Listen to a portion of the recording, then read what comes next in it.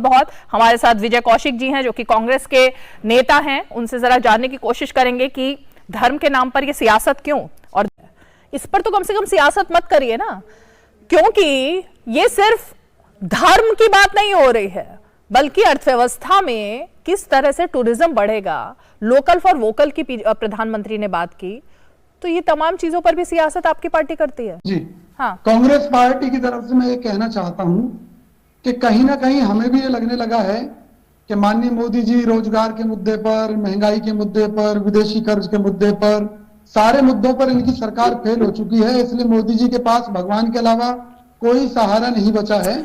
विजय जी सुनिए ना, आपने सबसे पहले ही लाइन ऐसी बोल दी। नहीं, भाजपा अगर इस देश को अलग अलग हिस्सों के हिसाब से देखती हो तो देखती हो, कांग्रेस तो इस देश को एक ही रूप में देखती है। तो उस रूप में 2 करोड़ रोजगार हर साल देने का वादा इस भाजपा सरकार ने किया था, जिसमें फेल रही है।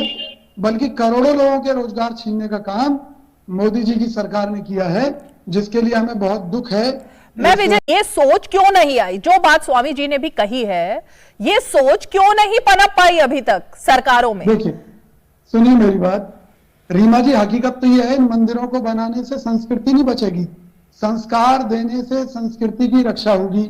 आज बहुत से लोग पर्यटन के तौर पर धार्मिक स्थलों पर जा रहे हैं, जिसका मैं विरोध करता हूं। ये पर्यटन स्थल नहीं है, हमारी आस्था के केंद्र हैं, और यहाँ पर जो हमारे देश की संस्कृति है वो संस्कारों से बचेगी। और संस्कार तब पैदा होंगे जब गुरुकुल खुलेंगे, आश्रमों में धर्म की शिक्षा दी जाएगी। बड़ा है। तो आप मान रहे हैं ना कि मोदी सरकार धर्म का बिजनेस लगी हुई है, धर्म को व्यवसाय बना दिया है मोदी सरकार ने।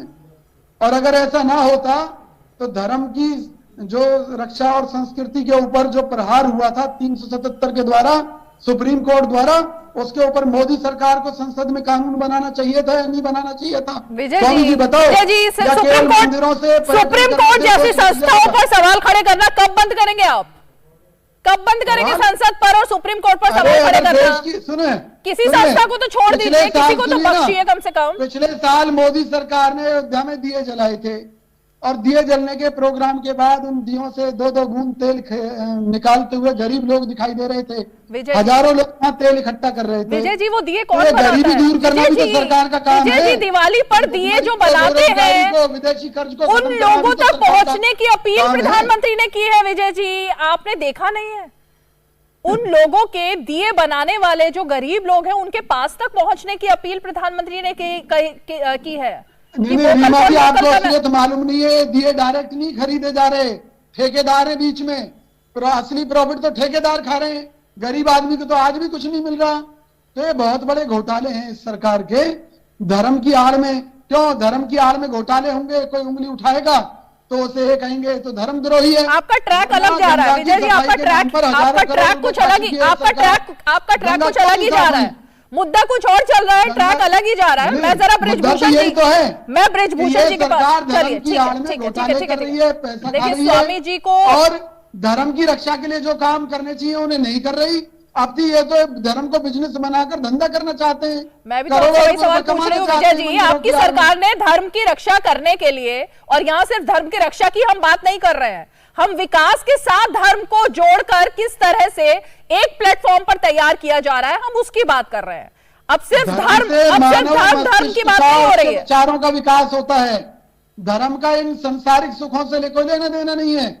और मैं ये बात चैलेंज के साथ कह रहा हूं, धर्म का ये जो कथित डेवलपमेंट है, क्योंकि इस विकास में विनाश छुपा हुआ है। केदारनाथ में जो आपदा आई थी, उसके पीछे भी मानव का ये कथित विकास ही था। मैं रीमा जी पूरी ईमानदारी से कह रहा हूं, तो भगवान को, धर्म को इन चीजों से कोई लेना देना नहीं है। चलिए ठीक है विजय जी, मैं आपको रोकूंगी। विजय जी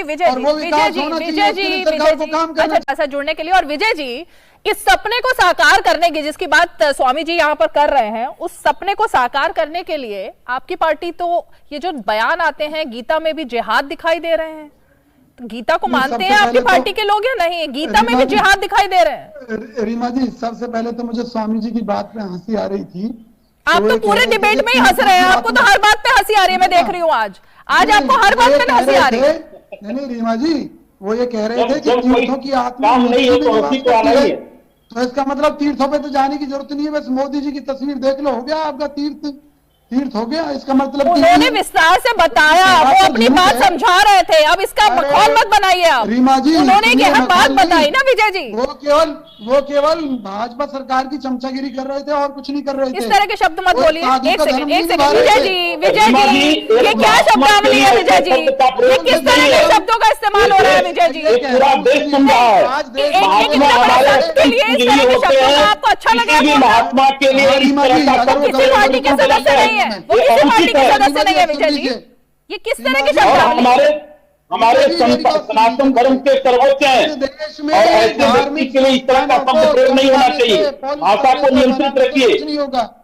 इस देश की संस्कृति को बचाने से के लिए धार्मिक ज्ञान होना, इस देश की जनता को सही ज्ञान होना, इस देश मनीष शुक्ला जी, मनीष शुक्ला जी, देखिए रीमा जी, कांग्रेस के प्रवक्ता ने जिस तरीके से एक संत के लिए शब्दों का प्रयोग किया है, इतना आश्चर्यजनक है। मैं पहली बार शब्द वापस लीजिए। मंदिरों को राम के ऊपर सवाल खड़ा किया है, प्रभु राम तक को काल्पनिक बताने का कुछ चेष्टा किया कांग्रेस ने, तो ये संत के ऊपर ये सवाल खड़ा करते ही आए। सनातन परंपरा, संस्कृत, भारत की संस्कृति, सभ्यता, इसके विपरीत आचरण करना ही कांग्रेस का सगल है। और इनका जो नया विचार है, जो राहुल गांधी का जो विचार है, नया विचार है, वो शिवराज पाटिल के माध्यम से जनता के सामने तो आ चुका है। इनको गीता में भी जिहाद नजर आता है, उस पर कोई शर्म नहीं इनको आती। शर्म से अगर थोड़ी भी शर्म आती हो तो ये जो प्रवक्ता बैठे हैं अपने शिवराज पाटिल के बयान का खंडन कर सकते हैं। तो देखिए इन लोगों के विषय में जाते हैं। बात का एग्जांपल सब देते हैं ना कि सोमनाथ मंदिर के जीर्णोद्धार की जब बात हुई थी, तब उस समय के प्रधानमंत्री ने किस तरह से मना किया था कि इससे तो देश एक अलग ही दिशा में चला जाएगा। उनको ऑब्जेक्शन था, लेकिन उसके बावजूद जीर्णोद्धार हुआ। तो इस वोट बैंक के तहत तो शुरुआत से लेकर अब तक राजनीति चलती रही। अब उसमें अगर विकास जोड़ा जा रहा है तो दिक्कत क्या है फिर? नहीं रीमा जी, देखो, मैं आध्यात्मिक आधार पर भी मैं मोदी जी का कोई विरोध नहीं कर रहा। कांग्रेस पार्टी उनकी कोई दुश्मन नहीं है, लेकिन हम कांग्रेस पार्टी की तरफ से मोदी जी से अपील कर रहे हैं कि भाई रुपए की कीमत गिरती जा रही है अंतर्राष्ट्रीय। अरे मेरा सवाल क्या है वो तो सुन लीजिए विजय जी, मैंने क्या बोला अभी, मेरा सवाल क्या था? जा रही है, महंगाई बढ़ती जा रही है। आप मंदिरों के साथ साथ आप मंदिरों के विकास की बात कर रहे हैं, लेकिन जो दिल्ली एनसीआर में भी हालात खराब होते जा रहे हैं प्रदूषण के कारण, यहाँ पर पानी निकासी ना हो पाने के कारण जलमग्न हो जाता है पूरा का पूरा दिल्ली और एनसीआर। इन सब मुद्दों पर भी ध्यान दो। वहां का विकास जरूरी है तो यहाँ का भी विकास जरूरी है। ऐसा ना हो ये दिल्ली एनसीआर नरक बन जाए और वहां आप स्वर्ग बना दो। तो क्या है, नए नए शहर बसाते रहो। 100 स्मार्ट सिटी का वादा किया था, कौन सी बनाई है आपकी सरकार ने? गंगा सफाई की बात आपने की थी, हजारों करोड़ के बाद भी गंगा साफ नहीं हुई। तो कहीं ऐसा ना हो मंदिरों के नाम पर भी आप देश को साफ कर दो और मंदिर भी ना बन पाए। सबसे बड़ी जरूरी है बात है कि रोजगार। आज जो क्राइम बढ़ रहा है बेरोजगारी के कारण, आज जो लोग आत्महत्याएं कर रहे हैं विजय जी अलग ट्रैक पर, विजय जी आप एक अलग ही ट्रैक पर है। विजय जी आप एक अलग ही ट्रैक पर, आप कुछ अलग ही ट्रैक पर मुझे लगता है मुद्दा समझ रहे हैं। जनता का भला नहीं होगा आप एक अलग ट्रैक पर, आपको मुद्दा आई थिंक।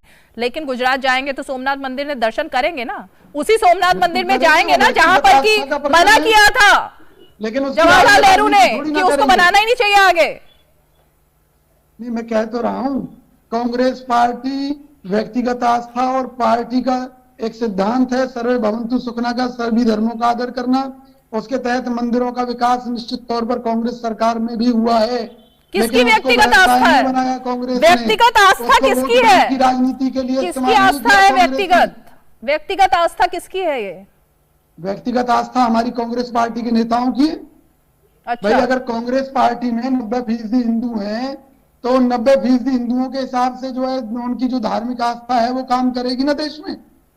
अगर विजय कौशिक हिंदू है तो उस नाते भाई चाहे मैं प्रधानमंत्री बन जाऊं, राष्ट्रपति बन जाऊं, विधायक बन जाऊं या आम आदमी हूं, हाँ। तो किसी भी परिस्थिति में पहले तो मैं अपने धर्म के मुताबिक जो देश और तो धर्म में